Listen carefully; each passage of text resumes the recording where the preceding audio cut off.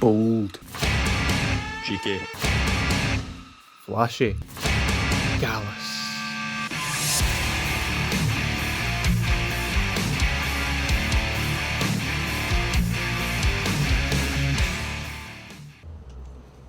Do you want me to introduce it? Do I get to introduce the Gallus Podcast? Sure. Oh, that's fun. This makes me feel like I'm a presenter. I feel like I should have cards. Hello, I'm Mica. This is... Oh, Ryan, yeah, hi. Hi. Stop, hi. Always hi. Always hi. Always hi. Always. Or hello hi. Ooh. If you want the flavour. Ooh, okay. I like hello hi. Hello hi's fun. Hello, hi. Fun. Yes. With the right kind of camp nature to it. It does. It Hello does. hi. Which is exactly what the Love Witch is. Yes, there's a little comma though between hello and hi. So yes, that's the film we're talking about today. Yeah, we're talking about the Love Witch. You can see my thumbs up because for some reason I'm filming this one. I'm actually so excited. The Love Witch is like one of my favourite films of all time. I've got a tattoo dedicated for it. It's basically just Annabella has done what Annabella normally does, but she's not in it, which is gutting and terrifying because I love it. But it's phenomenal. It's basically just a feminist masterpiece. Yeah. That it's well done. It's crazy. I watched it last night, as you do, having been meaning to get around to it for a while, and I could quite simply tell you, see, if I'd watched this 7 months ago, you'd have a very different film Really? being made. Oh, absolutely. That's what I would see. Spellbound. There's a very different film being made. Ooh, like Spellbound's like my project. The images are really inspired by Yeah. Annabella. The props. I mean, you'll probably be able to Yeah. see it now that you've Yeah, it was watched just it. kind of alright, I get that. Cool. Nice. Fun. Like a lot of the colours and just the whole like idea of it is very like I'm very inspired by her work, and you can really see that in the stuff that I make, I think. Absolutely. And she's really kind of what made the foundation for Spellbound. Like the whole fairy tale aspect was really inspired by the scene in The Love Witch where they have this fake wedding, which is really inspired by a film that she loves called Donkey Skin. She like pulled a lot of the costumes. They had this like royal setting. I've not really properly watched the film, so I couldn't tell you what it actually is about. But I know there's a scene in the film where some woman dresses in donkey skin. Anyways, she pulls like a lot of like the colour theory from the costumes in there and stuff like that to create this whole like fairy tale wedding. And it's been like really inspired by that, like the jester and stuff like that. Yes. Like it's been very Built for a day kind of yeah, stuff. exactly. Like Spellbound is very, it's like a fairy tale gone wrong almost. It's like children's play gone sour. And shall we get the shameless plug out of the way right Oh, now? obviously. Tickets are available in the wee episode descriptor. That's might be down there, it might be to your side, depending on what device you're actually watching or listening to this on, because for some reason it's a video. Because it's sunny, It's and I sunny. wanted to be in the sun basically. So I forced Ryan to do the podcast in the sun. Yeah. Mm. I'm not complaining. No, it's the I first kinda lovely have. day we've had in months, though. Yes. We should look. The sky is like perfectly blue. When It do is we get just that? blue. It is actually, Oh, that's so nice. isn't it? Like, see if you look like right there, contrasting on the red. It's lovely. See, the sun's good, I'm guys. just basking in the sun. The sun makes me happy. Shame it's just work we're doing today, though. Yeah, well, we can go and we walk. Hey. Yeah. So I sat down and I watched this film last night, and to say for the first 60 minutes I was deeply unsettled, it would be an understatement. I was like, what's going on? I don't like this feeling of not getting it. Yeah. And she's creepy, was basically my summary of the first 60 minutes of this film. Then it kind of clicked, and I was like, oh, never mind. I get it. That's kind of what happens. I feel like the second She time I commits watched her it. first not murder, and I was like, oh, I'm on board. That's weird, that. See, the second time you watch it, though, I feel like you understand the first part differently. The way that it's laid out really reminds me of Perfume, because I found the first part of that really confusing. Then the second part, I was like, oh my god, this is the most amazing and profound thing that I've ever read.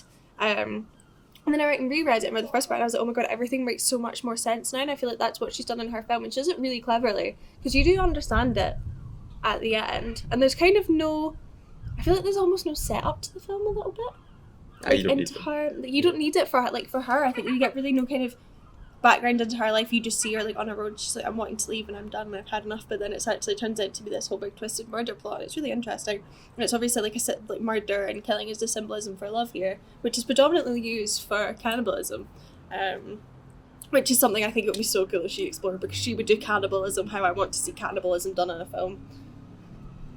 really don't like your constant need to talk about cannibalism. I don't understand. One of the plays that I'm producing as well, for this amazing person called Millie, also goes hand in hand with Hellish Housemates, that I'm also producing.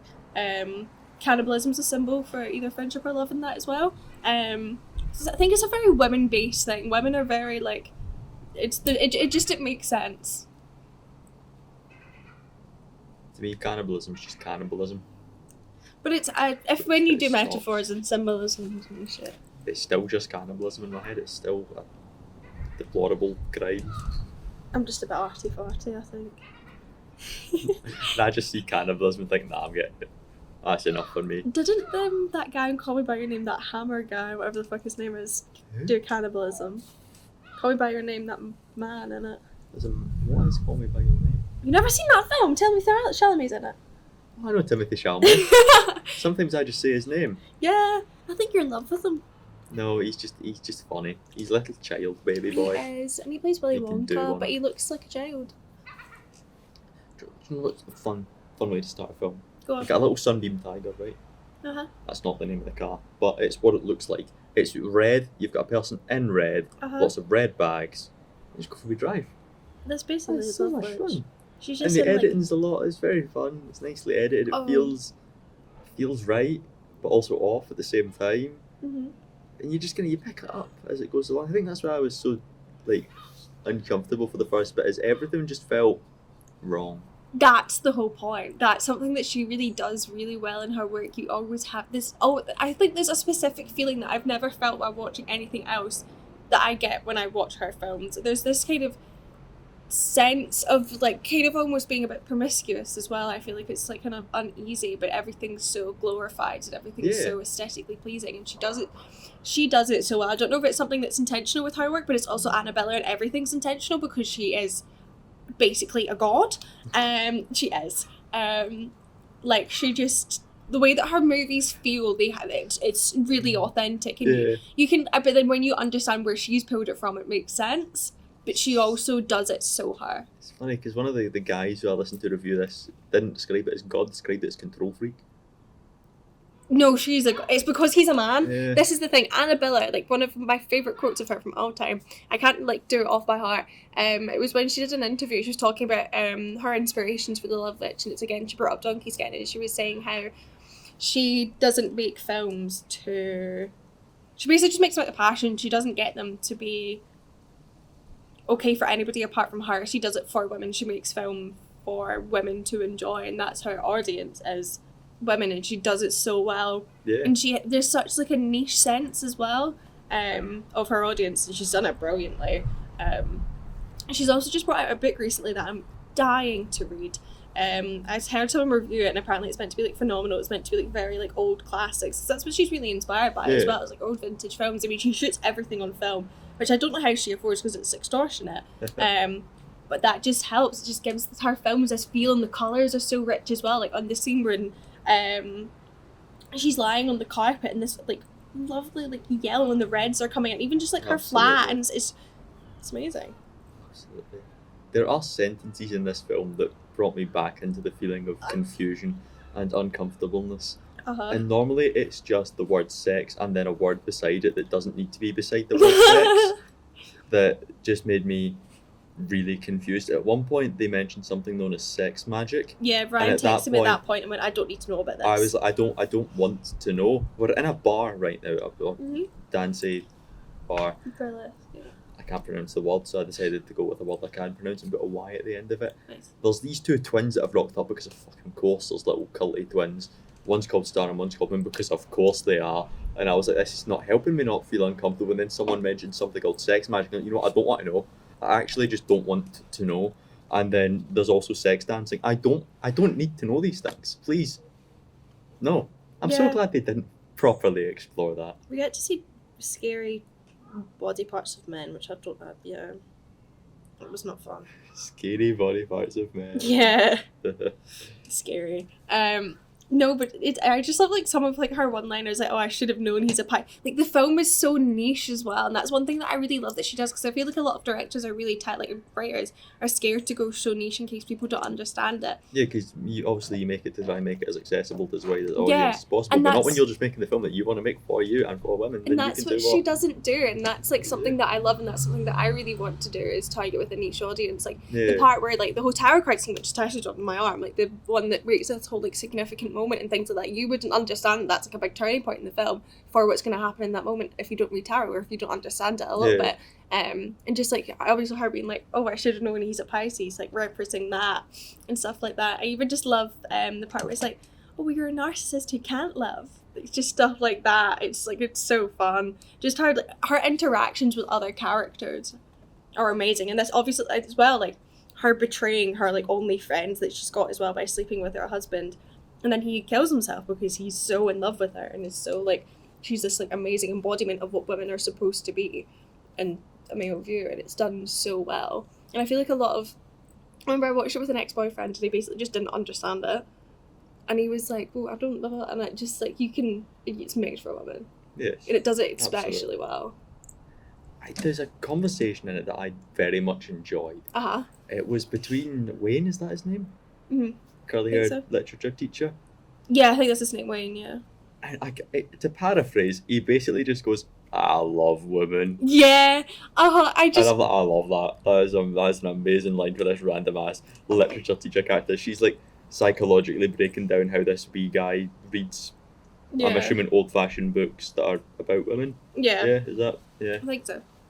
Hi, and he just kind of nods his head, smiles, and he says something along the lines of he loves women. Yeah, it's so great though, because they definitely do, like, apart from like the police officer, like they definitely do dumb down a lot of the men that are in it, and it's kind of good because it literally, this is the thing, it literally puts that film, I feel like it puts it on a platter for you of exactly what it's trying to say, and it puts it in so many simplistic or weird twisted words, but it's so easy to understand. It's handed to you and people still miss it. Literally what he's saying is he loves women. He's like one of those guys that only wants to sleep around with women, and that's his thing. Like, do you know what I mean? But not the love witch. Oh, that's never happened to him before. He's in chronic pain. Yeah, he's literally like in chronic pain, can't cope, and then she buries his body. It's iconic. It's the harp lady as well. I just liked her. Oh, I love that. I love lady in the background of this tea room. Yeah. As there's a bunch of cakes and coffee, and I'm pretty sure, or tea or whatever it was. Yeah. And I'm like, when is someone going to actually tan the scran? And then later on, she does tan scran. Yeah. I wasn't thinking too much, so I'm not going to try and tell you what that means. I just kept on and went, eyes. Yeah. Oh, I loved the symbolism of like the whole rainbow in it as well, and all of her clothes being lined with it. It was phenomenal. Every single thing in that film is there for a reason. Every single thing, and that's what happens when you direct, edit, set design, costume design, produce, market. Is there any other buzzwords? I can tell you that she is not a carpenter. Yeah, she does everything, which I think's to the degree that her name does not appear in the credits. Yeah, I know. Like she, honestly, like is phenomenal. And I think she's probably one of the most profound female directors that there is in our current time, and she doesn't get enough recognition for it. Like she is a creative powerhouse. That's what she is. She is phenomenal. Her vision, she does them exceptionally well. She's not really brought out that many films, but anything she does, the topics that she explores them so well, and she explains things amazingly. Her writing is so. Like, I've never seen anything like it before, and she does it so well, and she basically just gets sidelined, and it's such a shame because she's amazing. She's, like, phenomenal. Everything that I would complain about in another film, I adored in this one. Yeah, exactly. So, like, there's something so endearing about the way that she writes in the visuals because as well. Because it feels deliberate. Because it is deliberate. Yeah, exactly. There's a lot of edits where it's like, we're going to be far away on you. And we're going to get a little bit closer to your eyes. A little bit closer to your eyes. Now it's just your eyes. That edit should not work and should feel janky as fuck. But it doesn't. But it does. But deliberately. Yeah. It feels like, because it feels off, not janky, but off because you know it should feel right. It's strange. And then every single line of dialogue feels like it's being said by someone who doesn't know how to speak the English language, which is strange because it fucking works. Yeah, like and there's so many pauses. Every conversation, a person will say their sentence, and then another person will say a sentence. And there's just a little pause between them. And it is like that. It's very like, much. Oh, I like that. It's very, they speak very slowly as well. Yeah. Like, it's very, how the words, that's the one thing I love, because she emphasizes what she's writing in Absolutely. the film. Like, that's the It's whole all point of it. important. Like, the things that she's saying is meant to be heard, because I honestly don't, I feel like there could be so much more dialogue in The Love Witch, and I'm glad there isn't. No, it's perfect. Like, it's amazing. But that's why it's so slow as well, so you can actually understand and process what they're saying, and that's why they have this one tone. And it's so good. Really likes They it. just, even just like, it explains the characters as well, so like, she's amazing. Like, every little intricate detail just explains every piece of the character that you just, like, you get so much insight with so little with her, but there's also so much, it's complex, her work, really complex, and only a few people can do it. Yeah. She's amazing. But then there is two things where it's just randomly we're in the tea room, an iPhone comes up. Elena, I don't think ever uses an iPhone in it, but it's her friend. She just pulls out an iPhone to call her husband, and I'm like, alright. And then a BMW pops It up. doesn't matter. It's amazing though. I love Exactly. it. It's not. At no point did it state it was old. No, exactly. Like, that's the thing. You just 'cause it feels like it's from Yeah, 50s, that's what 60s. shot in the film, and that's what she was But inspired by. it- Yeah, because it's not really any current time period that you can be set that in. It's more just kind of like how she likes things to look. It doesn't matter. And it's Annabella. Literally any slip up, I do not care about. She could like. It's not. I don't even think it's a slip up. I don't think it is. would No, be. it was intentional. Yeah, 'cause It was it's her. It doesn't matter. It really No. doesn't matter when or where it is. Mm. It could be yesterday. For all I It's care. so great. Even Just like the designs of like the necklaces that she used and just everything. Like, it's so. that room in her cryptic witch hut house. Yeah, That looks it's straight ripped for Coraline. gorgeous. Her room is. Oh, great, her and all the bedroom. paintings- Oh the my paintings god, are I great. Is it the want bit- her bedroom. Is it the bit at the end? It's right at the end where they show you practically all of the paintings. Yeah, Yeah. Oh, they're all superb. it's They all amazing. feel something. The facts as well, where it was like, oh, she just designed it like this. She's a bit weird. She's a bit of a witch, and she was like, no, this is perfect. Like, it's just, you can tell really by the way that she speaks, and just in the beginning how romanticized her life is, and how romanticized her viewing of men is, and herself and stuff like that. But like, it also plays as well with insecurity, because she is like an insecure character. That's the thing. That's why she's going out. She's needing love, and she's needing this, and obviously her husband, she kind of killed him, and stuff like that. Like, it just comes out for this deep need to be loved and feel loved, because a lot of women grow up feeling like they need to have a man, they need to have Yeah. kids. That's like what a life should be for a woman, but it just because we've got a womb and a uterus, that doesn't mean that. And I think it explores themes like so subtly, and it touches on them, but I think her films are more there to make you think. Yes. That's what I think. I think her films are meant to be something that are explored deeper. Like, her films are a work of art. Absolutely. Mm-hmm. That's the best way to describe it, to be fair. Literally, it's Annabella. Uh, Of course it is. She herself is a work of art. She's fucking phenomenal.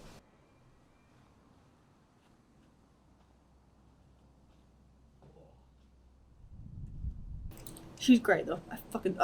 Just Annabella. The tunes in this, the music, the backing music is brilliant. It's like, see that one? I can't even like say it. Like, but you know, it's like, I'm gonna have to pull it up because I can't even like, it's used in the trailer, but I can't even describe what it's like. It's just the music and it's so like ethereal. Aye, it's perfectly atmospherically sets the tone right. I want to know who composed it. That's what I want to know. Her, probably. Would you like to know the answer? Is it actually her? No way. She helped. It's the only time her name pops up in the actual credits is saying that she helped with the complete. I am her. Composition. You know Composition. the word. Aye, but it's a bunch of French shit. Oh, obviously. I am literally her. Aye, so all these words are just French, and I was like, alright, cool. There was like 8 carpenters, and that just got me thinking what a carpenter is in a film set. And then If you look into okay, it won't come up, but it's the one where it's like you can hear the thing in the back, the humming. Yeah, that one. Great. It's amazing. I love it. It's so eerie, but it's so beautiful and calming at the Aye. same time. Like, she really encapsulates like the Love Witch, because I feel like the Love Witch is somebody, if you knew Elaine in person, like, she's somebody who you would like, but you would also be fearful to cross. Like, she gives that presence Yeah. of where she's so authentically her, but that you would kind of be a bit like, ooh, do you know what I mean? Yeah. Mm-hmm. Like, the characters are just written like so beautifully. You can tell that she's really gone deep with their psyche as well. Like, she's done a lot of work Yeah. in the background that isn't present in the film. Like, you can just see it really. Years of work went into it. Oh, 100%, Good 100%. 18 years or something. One of those Probably. absurdly high numbers of years in production for a film. Yeah. It's absolutely top notch, so fair enough. Oh, it's amazing. So she looks at a man, and a man comes to her, basically. Pretty much. That's my summary of the film. Yeah. And then she uses spells to suggest she them. goes on a wee trip to this man's cabin, right? Yeah. And she gives the wee man a hallucinogenic. Mhm. What was it, like devil's weed or something? Is that what it was Yeah, I called? think She gives the man this, which leads to this man seeing rainbows, I think. I was Well, like, this it's is in her strange coat, and and he weird. basically, his vision No, just he's goes seeing fuzzy. rainbows already. Yeah, oh yeah, he was, yeah, sorry. And then she takes off her coat and her dress, and inside literally all of the linings of her clothing is rainbows. And I was like, fair enough to the coat, but the inside lining of a dress doesn't exactly need to have. Yes, it does. It's Annabella and the Love Witch, everything's purposeful. I know. She but explained it as well, apart I from the know. film, didn't she? She touched on it in the film, She which did. I honestly think is just, that's what I'm saying to you, Annabella gives you everything on a plate. I still, even when she explained that, it's a bit far. It's the inside of your dress. But that's what it's meant to be. It's meant to show the lengths that she goes to as Yeah. well, like how completely desperate she is and how psychotic she is. Yeah. But in like the most amazing, I want to be you, but don't want to kill people way. Yeah. Yeah. Okay, we'll go with that. Yeah. I like the painting with the eyes and like, what was it, like 5 or 6 men, and they're all Yeah. like just heads, and they're all looking Mm-hmm. one way. The best shot in the film, right? So this is not the best shot in the film, right? But this is the one I'm calling the best shot in the film Okay. because it made me laugh the most. Is she's walking down the street Mm-hmm. and she passes 3 men, and they each Yeah. turn to look at her. She just keeps walking, but as she does it, she masks them so that when she continues walking, they've all turned and continued on with their day. And I was like, that shot made me laugh more than it really had any But it's right to. also as well, like, that's so true. Like, I can't, like, this is like it actually gets to the point where, like, it enrages me. Like, I can't go a day without walking past, like, down Yeah. the street where it's like that. And it's so dehumanizing because it's like, I don't want people staring at me all the time. Like, it's none of your business to be constant, and it's all the time. Aye. Like, it's all the time I notice it, and it's not like, oh, once a day. It's like constantly. Whenever I walk past an older man, it's always. I and feel it's- like over the top they did it. Yeah, it's And like, she just keeps going because she's that's she's what a you have powerhouse. to do, She's though. a powerhouse. That's just what you Yeah. have to do. What are you Aye. meant to do? Stop and scream at every single one of them because Yeah. you'd be there all day. Like, it's not fun. It happens to, like, pretty much every woman that I know. Aye. Like, it's just annoying, and especially if, like, when I was in Glasgow the other day, and I was, like, wearing something that I wouldn't normally wear, and I was, like, a bit uncomfortable in it, but it was for Stevie next, so obviously, and, like, I just felt a bit weird, and then every man that I passed basically just made intense eye contact with me and was staring at me the whole time, or I would catch staring at me, or me and Liv were in a pub, and I wore a different thing because Stevie next cancelled that I wouldn't typically wear, and then, like, this man was just making eye contact the whole time with me while his hand was on his wife's thigh, Yeah. and she kept catching him, and I'm like, that's disgusting. Aye. Like, has any of my ex-partners done that and I haven't caught them? Like, well, it's just, like, you're not really safe from anybody, and it's like, there's, like, a study about how long men look at women for as well, like, it's disgusting. Apparently it's, like, a compulsion and they can't help it. But I don't go, like, tentatively making eye contact with every woman. Like, I'm bi. I don't look at every woman for an absurd amount of time that I find Yeah. attractive. I look and I go, oh, she's pretty, and keep going. Do you know what I mean? Like, just grow up. Just stop being pervy. It's disgusting. Like, I just want Grow up to... isn't even It's not even an grow up. adequate No. word. No. Just don't... Educate yourself, do better, learn respect, Yeah. and grow up. And fuck up. And fuck off as well. Actually, yeah. There's been so many times where I've nearly, like, it's gotten to the point where it's like, I remember when I was in Glasgow, it was actually got to the point where I was like, the next one that actually fucking says anything, I will scream at them, and I did. Like, it's the one, that was, like, the first time that I did it, but it's so many times nearly gotten to that point where it's like, I'm actually going to scream because it physically, like, enrages at me. I don't want to have creepy eyes on me No. everywhere I go. Like, I'm, like, a young woman, I'm a teenager. I'm a young kiddo, do you know what I mean? I don't want men who are older than my father, or the same age as my dad, or a bit younger than him, or whatever. Like, I don't want older, creepy men looking at me. Like, do you know what I mean? Even if it's not out of creepiness, like, even if it's out of judgment, like, you just stop it. Get like, on with your day. Exactly. Like, you've been around long enough to know that it's predatory. Like, it's predatory, creepy behaviour, and nobody wants it. And that's, like, exactly what you just have to do. You just kind of have to go into your bubble and go, la, la, la, la, la, that didn't happen, I just need to get on with my day, because how am I meant to be annoyed about it? Because how am I meant to prosecute someone for scaring it? How are you meant to actually do anything about that? You can't. That's the thing. It's like, that happens in a woman, and, like, their everyday lives, basically, if you leave the house. Yeah. Yep.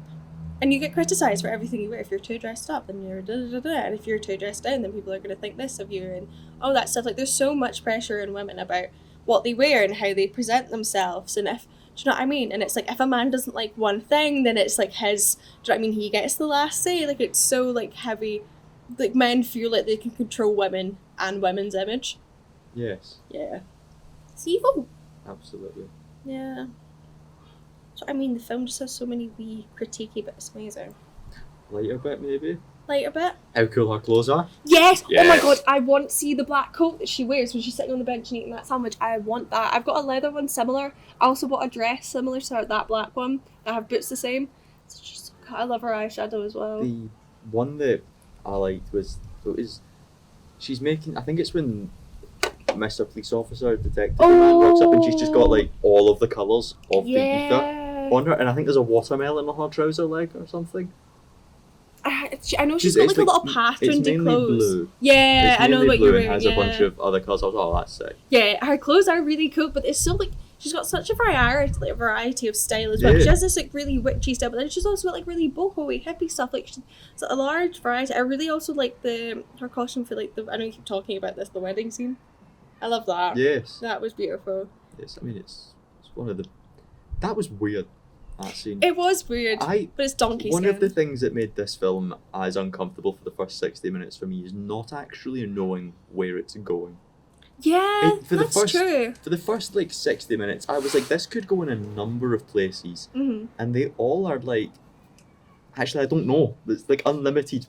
It's not picked a end point yet. Yeah. I don't know where this is going to end. It seems like it's setting up so many different things, and all of them don't seem like they have nice endings. Or they do have nice endings. I don't know. What am I feeling currently was my thoughts for the first 60 minutes of the film. And then after that it kind of narrowed down to, right, this police guy is probably going to be involved in the ending. Yeah. And it kind of streamlined itself to being there, whilst also being still X, Y, and Z, and making me moderately unnerved. Because sex magic. What the fuck is sex magic? Someone said to me that they didn't feel like there was a plot to the film. And I was like, I don't think you've watched the same film as I have. Like, I understand that, but the plot is meant to be, I think it's more, the film's kind of more understanding her psyche other than anything else. Yes. It's more, the film is about her as a protagonist, it's rather than like, I can understand there being that. A story. Yeah. Like, I do get a narrative. it. There is. Like, it does work. And I think that's why sometimes, that's why people get lost in the beginning as well, because they're looking for that kind of rise and that of a story when it's... So I didn't get lost as such, I just was unnerved by literally everything. Point. Because anything could have just clicked and went mad. Yeah. A conversation in a Victorian tea room should not make you But like, that's what I would do. Strange. Like, they're all in these elaborate dresses. The women's only Victorian tea room, they're all in these elaborate dresses. There's the largest slices of cake I think I have ever seen. There is a teapot which is problematically large. Why are the teapots so big? How much tea's in there? It's amazing. So but like, see, as a woman as well, like, see if I had the money and if I could do that, Yeah. I would be going to all of these places and I Yeah. would be dressing, like, that's the thing, a lot of it as well, I think that's like, in my head, it's probably about like women wanting to dress how they like can dress. Do you know what I mean? Like, if I could, I would be wearing all these big elaborate things every day. Could you imagine me just cutting around in a ballroom every day? That would be so fucking fun. Yeah. Like, that's what I want, and to just sit in pretty aesthetic little places for the rest of my life. That's all I want to do. All I want to do is make films, do photography, produce things, and like be in pretty dresses. Yeah, be in a ball gown, be in some Hollywood fucking Marilyn Monroe thing in pretty places for the rest of my life. That's all I want to do. Sometimes I remember I'm a man. I'm sorry. Well, it was right there. You can still wear ball gowns. It was right there when you said that, and I was like, yeah, I want a cowboy hat, and I was like, no, but I that's have a cowboy manly. hat. No, I have a cowboy hat. I Yeah. love cowboy hats. Have any like old boy you see in the toon cutting about a cowboy hat, you're just like, Imagine places. a cowboy cowboy dress, a cowboy hat, and a ballroom gown. That would be sick. That would be so fun. Maybe in my desolate cabin in the woods, I'll get myself a wee cowboy hat. You should. You should. Alistair got me one for my birthday and I made me very happy. They're just the best. I got cowboy boots as well the other day to wear to Stevie, who fucking cancelled, and it was so fun. It was so great. Yeah. I also just love the actual richness of the colours and how Yes, film is. oh, yeah. It's obviously because it's shot on film, but there's just something about it where it feels different. It really reminds me of this one image that Paul McCartney took, and it's of George Harrison. They're in Miami? ? It was in his most recent exhibition that he did. Anyways, I saw it in London and I freaked out the whole time. It was, oh my god, it was one of the best experiences of my whole entire life. It was me, bunch of things about the Beatles. Paul McCartney took them in London, and I was like, it was actually overload for me, but I was so gutted because they had a Mick Rock one on the week before, and I am actually dying to go to a Mick Rock exhibition, but I got to see a picture of David Bowie that he took, but it was a big poster, but it wasn't any of his work, and I was gutted, but they were still advertising for it, and I'm desperate. That's what I obviously, he's dead now. It was my lifelong dream to meet him, but then he died and I cried. But I really want to see his work in person. I have the books and things, but it's different than going to an exhibition and having that, I feel bad for the person that comes with me, though. Where was I going with that? Yeah. That's true of literally anything you do, I reckon. Yeah. I just get too excited about things, and then I feel the need to tell that person every bit of knowledge that I have on it. I've really held back for this, by the way. I hope you know that. Please don't. Yeah. It's because my brain's scrambled. Fair enough. That's actually why. We'll have the conversation at another point then. We probably will. Yeah. But yeah, it reminds me a lot of the colour in that image of George Harrison on the beach. It's this gorgeous blue, and it's phenomenal. But there's I think there's just really deep, important colour theories throughout as well. Even see in the scene when they're in the pub's red for a reason, by the way. Yeah. When you see that, and her obviously being well, you're a narcissist, you can't love her, and they're having this fallout, but she's feeling it as her being heartbroken, and he's doing her wrong and stuff like that, and just it's amazing. But I really I view the film in a multiple different ways. I mean, what was your what did you think the film was about? Because I think everyone perceives it differently from what I've heard. I think the film was about...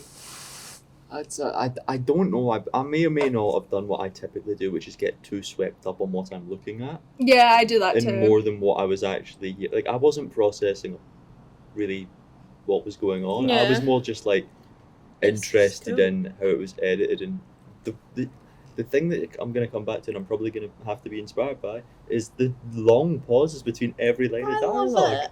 I just thought, that shouldn't work. Why is this working?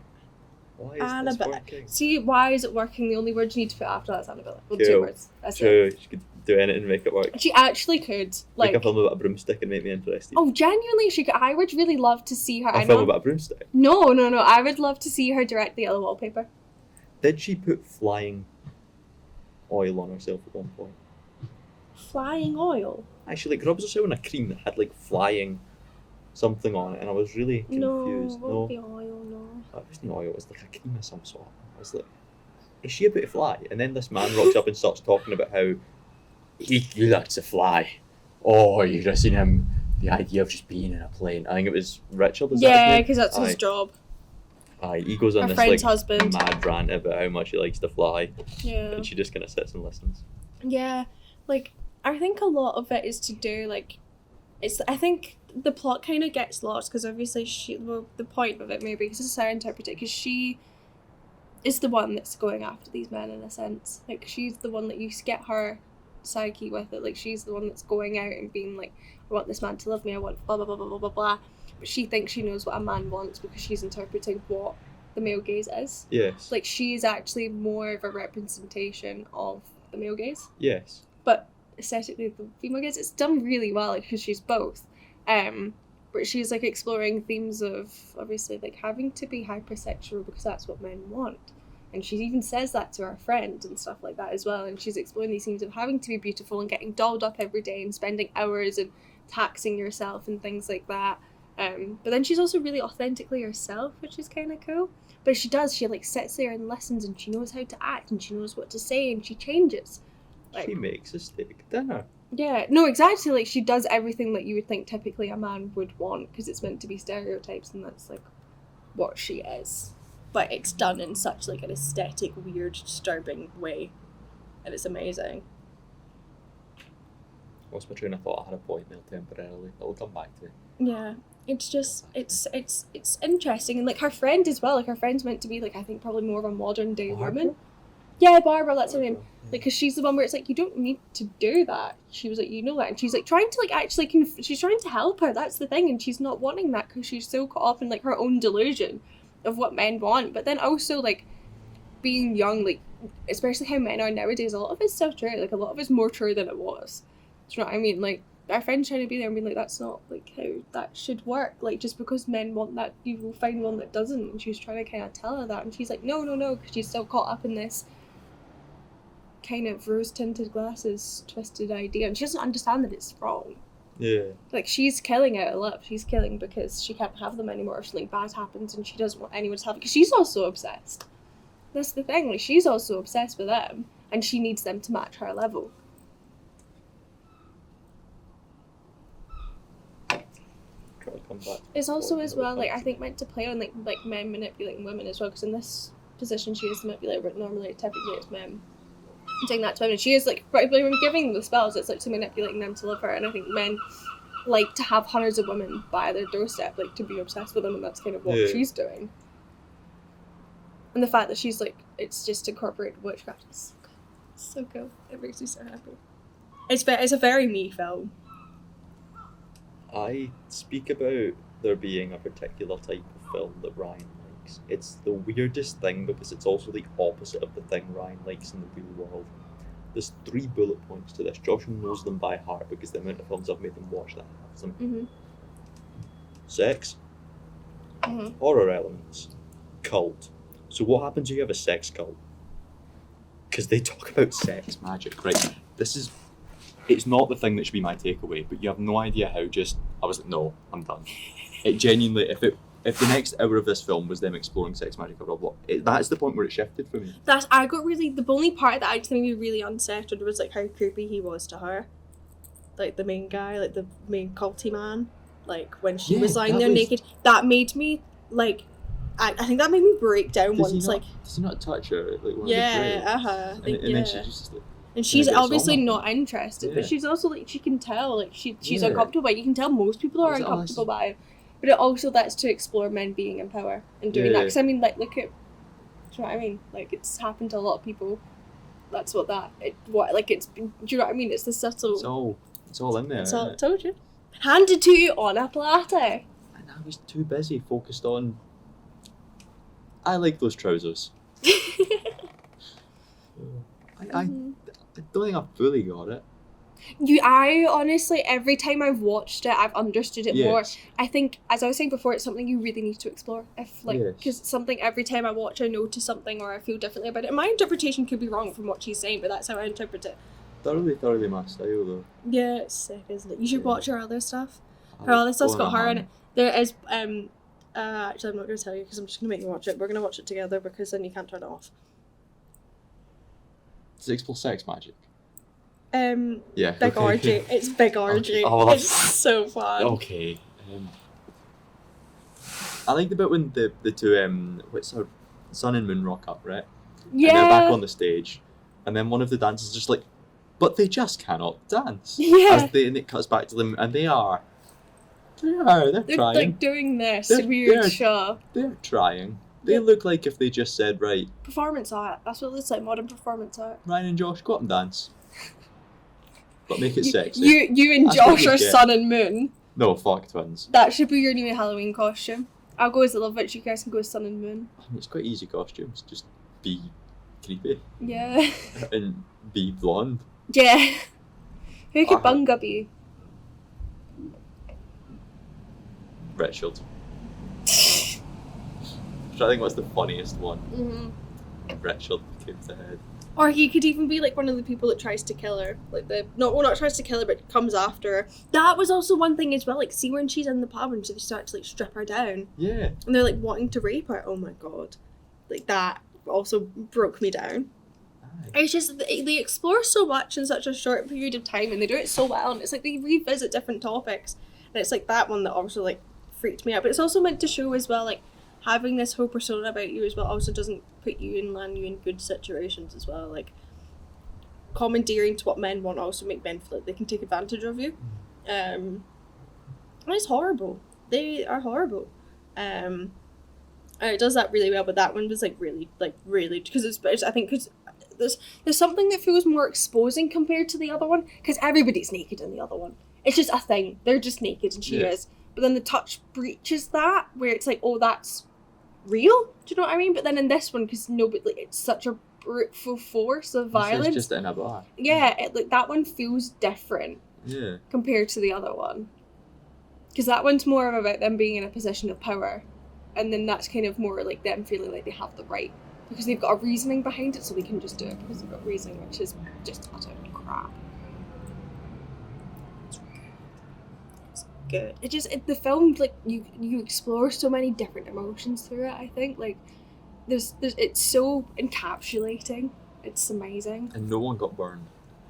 Yeah, Ryan was like, is someone going to get burned? And I was like, buddy, what? Well, that's a bit outlandish. Well, I'm sitting living my best life watching this film, right? And they've just went on this glorious horse ride, okay? Yeah, and then all of a sorry to sudden interrupt you, but I was going to mention that earlier on, but it really reminded me of Calamity Jane. Do you know in the scene where her and Belle, where they get off and they start singing, that's what it reminded me of, and it made me so happy because I love Calamity Jane. Yes. I'm really sorry to have interrupted you, I just needed to voice that. Yes, Thank you. Living my best life, just hearing this kind of twitching of this song, and I'm like, that song sounds deathly familiar. And I'm like, see if this goes to like some Wicker Man shit. And then they go around the corner, yep, it's time to have a wee renaissance, it's time to do the Midsummer, as we are all dressed up in our finest Wicker Man costumes, and they are playing some banging wee tunes, and I'm pretty sure that is in the Wicker Man soundtrack, that song. But just, Almost it's so definitely. funny though, like how because doesn't he before be like how he doesn't want to marry her and Well, stuff like that? He's confused. Yeah, but then she obviously like fucks about with him. Yeah. But it was just cool as well how at the end he had like this realization of like, look what you've done to me and stuff like that, and then he's still like, she still wins. Hello, Spellbound. Do you know what I mean? Like, Well, it's what Mark Kermode said in his review, which is like the only thing it was a weird review. I don't like Mark Kermode. He's like the big I review films. Oh, he's like that music guy who I want to kill because he said something bad about what album. I can't remember what album it was, but he said something bad about it and I wasn't happy. I didn't like his Alabama Shakes review. For, that album, Sound and Colour, was way better than he said it was. Sound and Colour is like my music version of Annabella. He's basically just if my uni lecturer was a film like critic, the top one in the country. He said a lot of stuff I heavily disagree with about in The Love Witch as a man. Oh. He basically he listed off Annabella's quotes and is basically like, nah, that's not what it is though, this is what it is. Because he's a man and he thinks that he can, because that's exactly what the fucking film is about, is men feeling like they just have the right. But then here he is saying that he has the right to then commandeer Annabella's work. But then he did also pipe up and say he did half expect a giant wicker man to be constructed and then our dearest friend to be burned because, as aforementioned, that would make, fair enough. Annabella's cleverer than that. And then at the end they do keep shouting, burn her, but she didn't get burned. That was twice someone almost got burned. Yeah, but that's also because she's a witch, and that's very common with what happened with witches. Yeah. Which is in the UK. So do you know where the term fag comes from? No. So it basically, they used to roll gay people up in carpets and like the top of them, and then throw them into the river afterwards.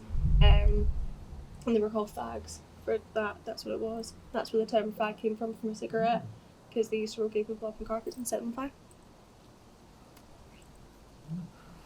Really weirdly reminds me of that part in Sherlock though, where they put what's his name again? No, it's in a couple. The guy, not Sherlock, the other one. What's his name? Watson? Watson, yes, I love Sherlock. Really put Watson into the bonfire. I don't know why, that just came to my head. I love Sherlock. Sherlock is fun.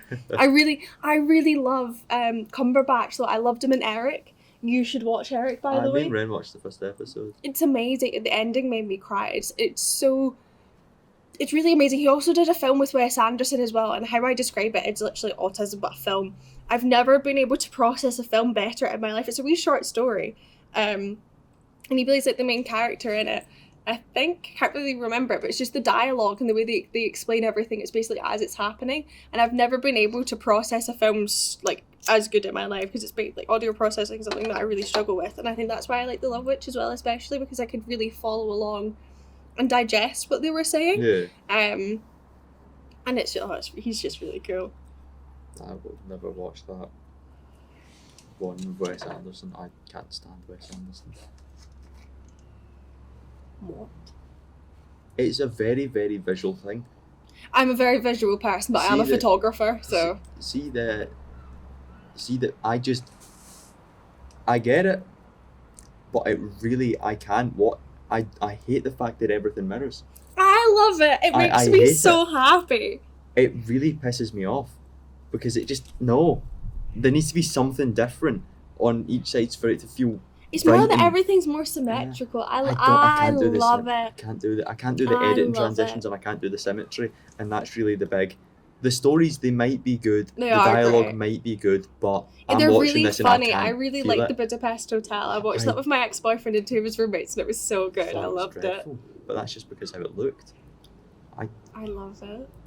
I really love see Fantastic Mr. Fox. That's me, and Alistair. That's our go-to film.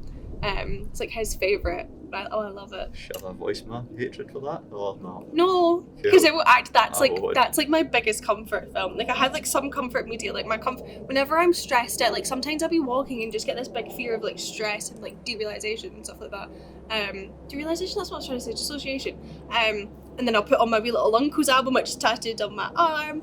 And I'm just going on and I'm like, okay, the white does on my life's good. The last time I met you, you were dressed like a pirate. Good. Yep. Treasure your chest. And the heart that's inside it. Yep. David Martin, really good. My uncle's lyricism's really clever, by the way. It's really cool. It's sick. There's one line that he wrote. It was I can't save you if you won't let me. It's that's probably one of my most favorite. It's so simplistic, but I think it's one of my most favorite lines of his. Because it really resonates with me. It's just really good. Very good. Yeah, but Fantastic Mr. Fox is one of my comfort films. Yeah. Oh, have you ever seen Death Becomes Her? It's got Meryl Streep in it. That's something you should watch. I think you'd like that. Purple? No, it's based on these two women who get Just said a colour. These are my guesses. It's more get eternal beauty and youth and things like that, and but then it all starts to crumble around that. It's really interesting.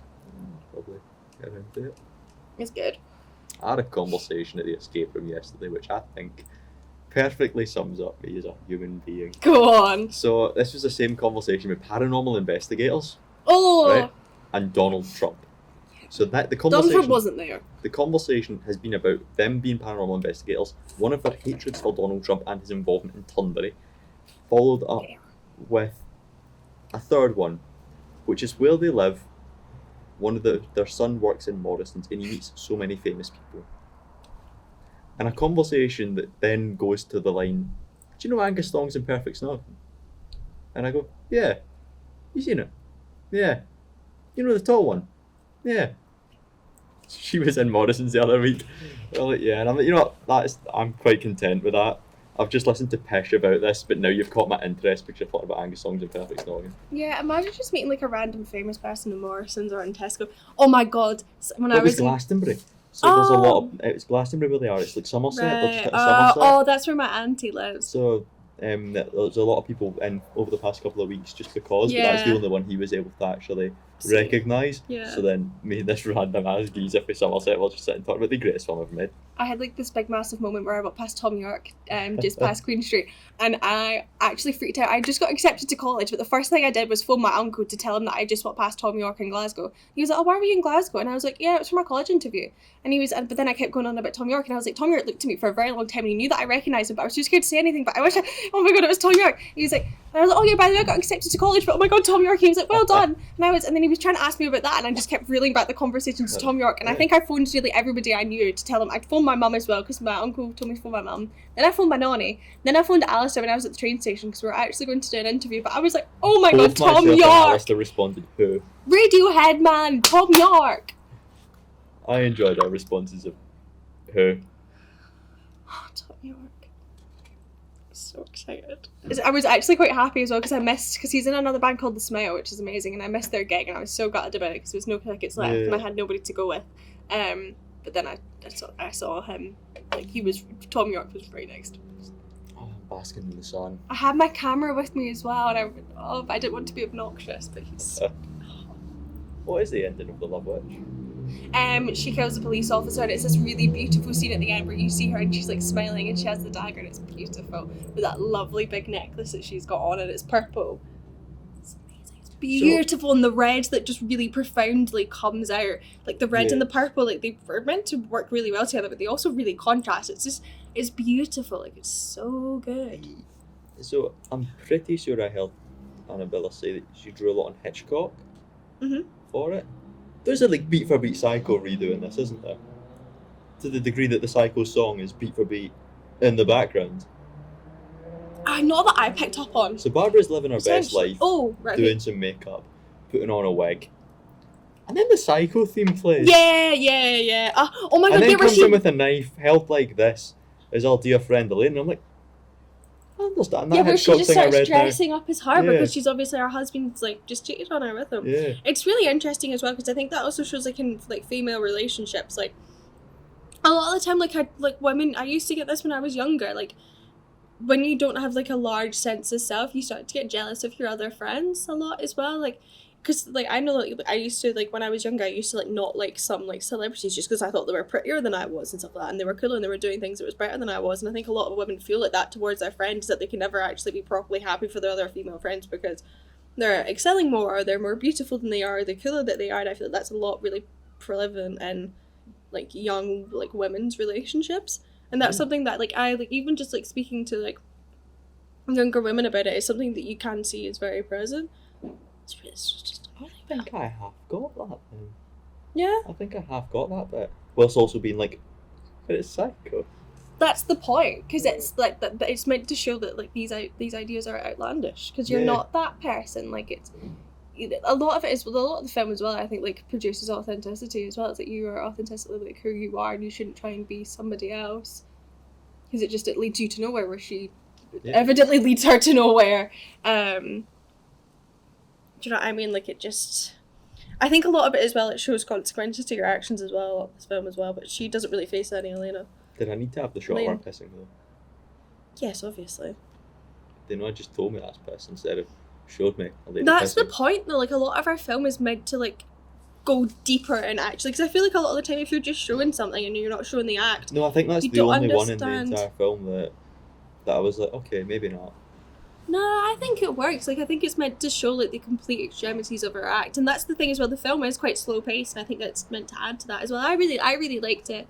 I thought it was really good. I think it goes to show as well how meticulous she is with things as well, and how full-on grotesque she is with things, and that she has this beach. Like, she's gorgeous, this woman. She's absolutely, like, unobtainably gorgeous. And I think it just shows that she does have this really gross, twisted side to her, and you don't know, like, I think it's meant to demonstrate that, potentially. I think it does it really well. I'm gonna get sunburn. That's good for you, I think. No, it gives you skin cancer. Oh, it's not good for you. What do I know about the sun? Yeah. No, I think the film demonstrates things in a lot of very clever ways, and a lot of the time it is just handed to you on a platter. But literally any single scene or shot I could mention, and you'll be able to tell the exact reason as to what it means and why it's there. That's a good film. That's what that is. It's amazing. Like that film is probably something that I'll always have something to talk about. The more I watch it, I feel like there's more themes that I can explore. But it's also as well like I really want to know like her purposeful inputs for it as well, because obviously a lot of it's meant to be for the story, and it could not have as much deeper meaning as I'm going into it. It probably does because it's Annabella, but it could be more intentional in different ways to what I'm interpreting it. But I think that's something that's so beautiful with her work is. It's given to that's the thing, it's given to you on a platter, but you can also interpret it differently. Every single different colour of her little eye makeup surely has a different meaning. Oh, 100%, and that's something that I've been really interested in, because I haven't got that to that part yet. Because obviously, like, blue is, like, that's very, like, 60s. I mean, when I think of, like, blue eyeshadow, I think of Priscilla. It goes from dark purple, and it gets lighter at one point. Yeah, it does. That's got to have something. Yeah, I haven't actually read anything about that. I've seen people like touch on it on like Reddit and things, but nobody's had like an idea where I think, yeah, you're right. Yeah. Like, I've had a lot of people think it's like the rise of the evil, but I don't really. That doesn't make much sense. That feels too simple. I think so too. I think it will be something a bit more, or it will literally just be like it goes with the outfit more. But It won't be that. It won't be That's that, it. exactly. If the outfit looked outlandish, but the meaning of the colour meant something, then you'd have the outfit look outlandish. Mm-hmm. Basically, Exactly. that's how meticulous every single thing is. It's amazing. Aye. Beautiful wee film. It's gorgeous. It's not very wee, it's very long, but it's Well. very good. I've got it rented for another 24 hours. I'll watch it. I think That's I really about still it. want to buy the DVD, but I can I only want find the to own Blu-ray. I want to own it. I want to own everything she has. I'm going to buy her book. That's my next Yeah. purchase. Yeah. All I want in my life right now is Stevie Nicks Stevie Barbie Nicks doll, Barbie Annabella's Annabella book, book. and all of Annabella's film. And just everything Annabella, fair enough. Pretty much. I literally like. I think probably my biggest inspirations at my work is like Mick Rock and Annabella. I think they're like my two like, yeah, like I just very like resonate with them as people. A lot of her visual style I like. Yeah, it's really cool. I love the stuff with I just love everything she like this. I've actually genuinely don't think I have a bad thing to say really about that film. I don't like the tagline. Really? She loved them. ... To death. Yeah. To better. But I think that's also like, do you know what I mean? I think She I loved hate them the to death. dot. Yeah. That's really But I the think it's main meant thing to that have aggravates that me is pause, the so I dot. think it's meant to be like. Yeah, so just put space. I just don't like the dot I because think it it's feels just like because it's not. If you've seen the film, you'd read that in a different way. But see, if you're just trying to hook someone to watch Yeah, this you would film, read the ... that reads Yeah. like a dramatic. It's not. Gotcha. But that's But that's also not as what well. it is once you see it. Once Remember you see how- the film, it's like, no, I get But it. that's the thing. Everything she does is niche, and that's obviously niche to the film. True. It basically tells you to works. fuck off if you Which think. is what I love. It's literally I love. What was it? I like it when films tell you to fuck off. It's amazing. It's like she loved them to death. Like That's like it. yeah. But that's not how it reads if you hadn't seen the film. But that's Or no, Annabella's Annabella. work. She makes everything. She's purposeful with everything she does, and that's the thing. I think a lot of things you're meant to understand after you watch the film as well. Yeah. And like I think it's definitely a film you need to rewatch to like. Oh, yeah. There's so much. She gives you so much information. There's so many different props. There's so many different sets. She gives you so much, and you can't digest it all in one watch. There's some really, really, really good fade to blacks in this. Yeah. There's some really strange dissolves, but there's some really good fade to blacks. But they're not horrible. They're not hard. What there is one that made no sense, and I can't think of the why. What one was it? I don't know. There was just one that. That's why. Like there was everything dissolved from one thing to another that made sense. Yeah. But there was one that went from something. It basically just used it as a trend. There's one that I Yeah. can't get this thing with. Maybe when I rewatch it, I'll pick up on it, Yeah. knowing what's to come. But watching it the first time, I was because dissolves is something I always watch out for because I either really like or hate them.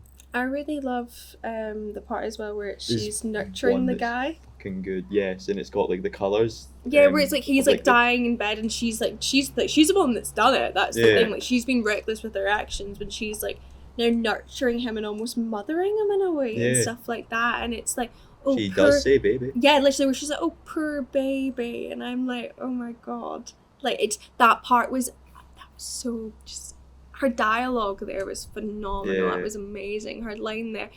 What was the exact full quote of it again? Oh, what was it? Oh, let me find it. There's a wee dissolve / cut / transition of some form where it kind of goes through like I think it's her potions, but it really, really blurs them to just make them colours, and it perfectly matches up with the kind of weird flare effect that this man is seeing on his hallucinogens. That was a good dissolve. Yeah. And the fade to blacks really, really help with the pacing and the kind of chapter feel. But okay, this is not helping. I'm trying to find the exact things that she says because it's like in my head. Oh, it's it's like you poor babe. Right, come on, come up, please.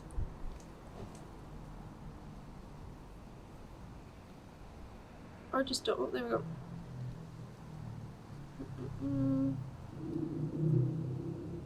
Okay, yeah, it's not going on. Oh, there's someone searched up what is the meaning of the love witch. I find that so funny. That's just- a great good research. Please, come on. Why Please won't just it say- let me drop I down? really hope drop down is either an Annabella quote or just the words fuck knows or like Wikipedia's best recap. Please work. Let me go into Safari because that's evil. Oh, Love Witch uses the figure of a witch as a metaphor for women in general, as the both embodiment of men's fear of women and of women's own powers of intuition, and as a mother's and sorceress. Especially what we've been saying. But not really men's fears of women, because men have never been scared of women, because but they've got that weird like offset to witches, if they not. They've got like oh that yeah, kind no, of, like everyone was that's terrified of witches yeah, there, they've yeah. got the, Yeah. the kind of I know, because it's like, you're otherness? apprehensive of that as well. There's Yeah, I know, because otherness. there's a whole other side to the Love Witch as well, like removing the issues between man and woman. Like, there's the whole thing about witches as well, which as a witch I love. Like, they do it really. She's a witch herself, Annabelle. Yeah. Like, that's why, like, everything in the film is correct. Yeah. That's the thing as well, and it does explore, like, when you tell people a witch that they think you're crazy, but it is just a religion. That's the part as well that I actually love. She was like, it's my religion, it saved me. And for a lot of people, that's really accurate. Like, for, like, Does being a witch make me a murderer? Like, type no, shit, it was like, not? but me and Liv, like, when we went to Edinburgh, like, we both had been really out of touch with, like, practicing our, like, what we do. And we went back there, and it just really inspired us. And, like, I know for myself, I feel better when I'm practicing. Like, I feel more connected to, like, just things when I'm doing it. I just feel a bit more at peace with things. And Liv's the exact same. And I think, like, just showing that kind of blatantly, it's like, do you know what I mean? It works. Because it's so weird, it's like in the place where they are, it's like accepted, but there's still that really, really strong hatred. It actually really reminded me of Air. Yeah. A little bit, because we've got the little crystal shop in Air, and there's one in Prestwick, because it is weirdly accepted here, but it's not as well. At the same time, like, if I was to tell a normal person, oh yeah, I'm a witch, they'd be like, what the fuck? Because it's, when you say you're a witch, people think No, of like black hat and if you were to say, Ryan, I'm a witch, watch The Love Witch, I'd fucking run. yeah, wouldn't you? That's like basically how people, like, see when people meet me for the first time and they're like, oh my god, because it's always this one they point out, Yeah. right? They're like, oh my god, I love that tattoo, what does it mean? And I'm like, oh, it's from my favourite film, The Love Witch. And they're like, what's it about? And I'm like, see, going on a first date and having to tell somebody about The Love Witch, by the way. I mean, that's a good... It does fend off the wrong men. Well, actually, no, it doesn't. Yeah, Looking at my history, like, no, it wait. doesn't.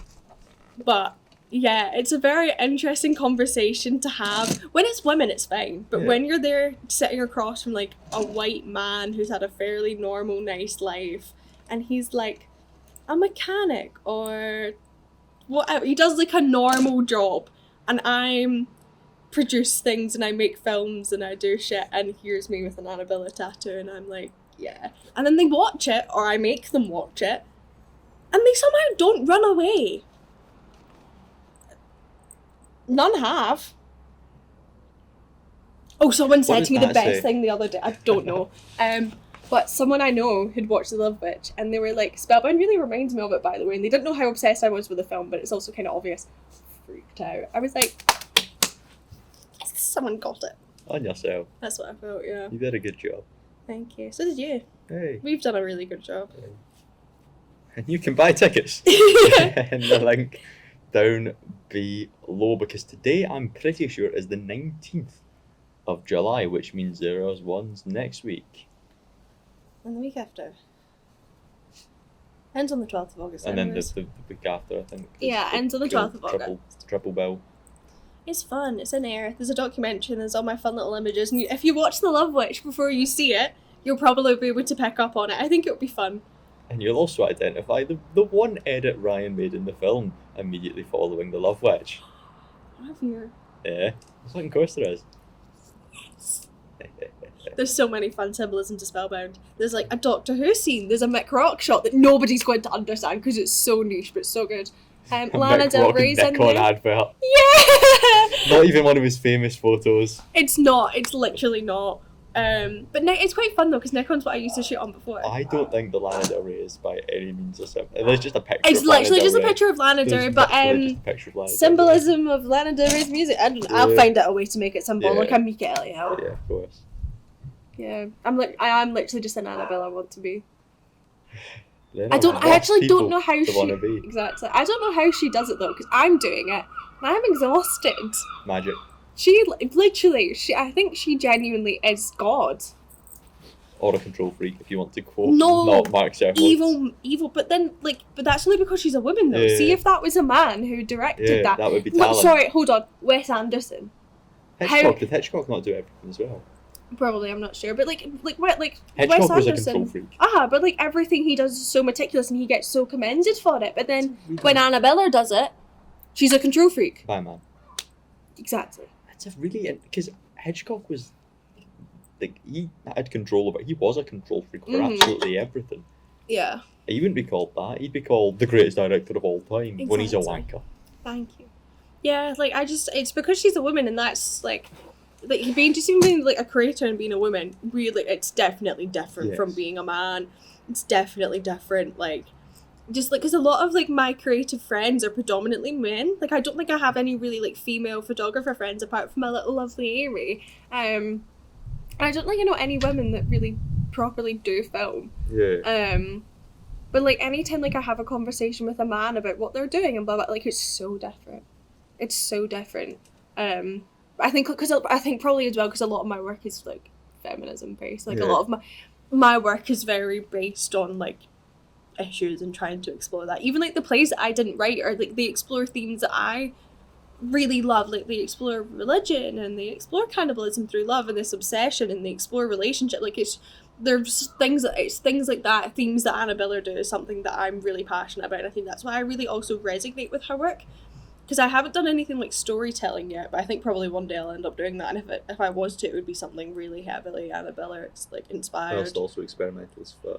Yeah, because that's what I love experimental Because sometimes shit. when you're making a film, you just see some pretty flowers, and you feel the need to just put some pretty flowers in the film. Oh, I could talk about seeing the trailer of Spellbound, the scene in it with the tarot card. That's from the Love Witch. That's the exact same hand that she pulled.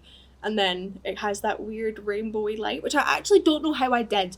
I literally just put a light and had flowers and it made a rainbow and I was so excited. I can tell you exactly how you did it. You did it with that, ooh. Yeah, I was sending it to Ryan as I was doing it. I was so excited. And that was like really heavily inspired by the Love Witch and that rainbow effect that she has and the haze that they have on the cameras. I really want to know what camera she filmed on and what...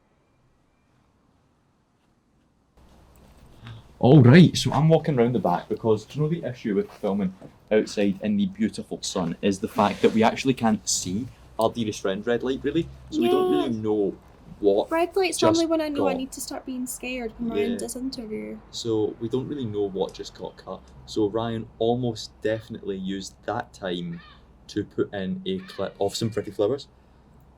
And Yeah, I love those ones actually. And- They frame really nicely. exactly. So Ryan put in a clip of some pretty flowers there, and we're just gonna power through with the nice little conclusion to what's been a very lovely discussion. Yeah, it's been fun. This is probably the most I think these two podcasts are the first podcast where I've actually haven't lost my mind in them. Like I haven't actually been that scrambled. Like I've actually talked about things properly. Yes. You get to see me be a real person basically and not a raging maniac who needs to rest. Yeah, fair enough. Yeah. But you somehow do need to rest. Yeah. So Love Witch is great. It's amazing. That's Please basically- watch it. It's so good. Please watch it more than once. Yeah, I will. I'll buy it. I'm gonna buy it too. I feel like YouTube movies is where I'm gonna buy it because then I can have it everywhere. I'm gonna buy it That's on nice. DVD because I want a DVD. I would, but where the fuck do I find Love Witch on DVD? Amazon. It's on Amazon if I you want to know, buy it. It's for a online shop. £5.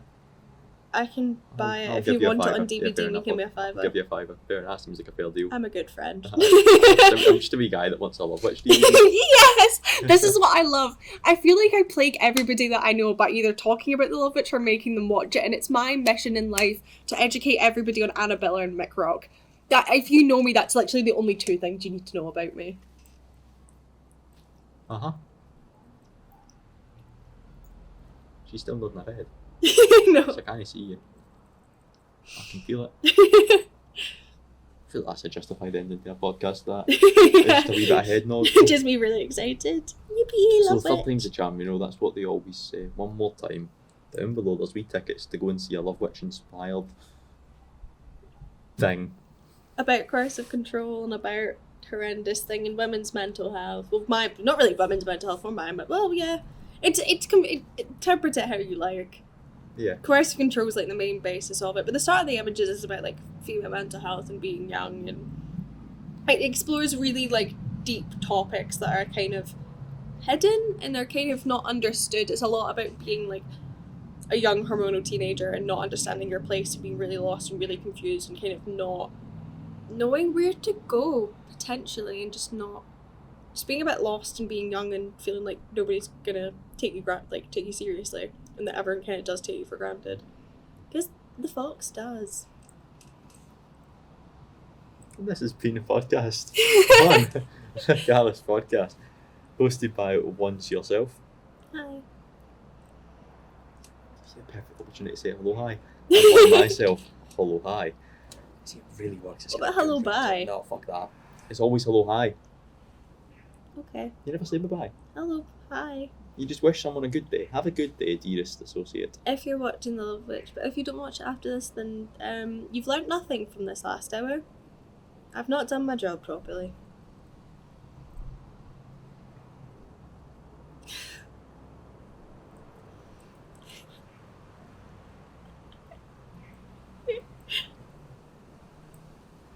I don't know what's going on, but I'm really uncomfortable. I feel like Josh. Sorry, it's one of my favourite things to do during a podcast, is just to shut the fuck up and let someone else exist. Aye. Tickets below. Hello, hi. Love Witch, good. Real good. Best film I've watched all year, maybe? I'll take that. I'll really take that. I don't know what I've seen all year. You saw that weird space film? Yeah, but that was... That's... I was even more... See, when you put it on, it was more confusing than how you described it. I know. It just felt like an 80s music video on a loop. Voyage of the Rock Aliens. We It was spoke about like- it a few weeks ago. Yeah. God, I love how nicely streamlined the podcasts have been recently. And you can like that too. Bye. Ryan's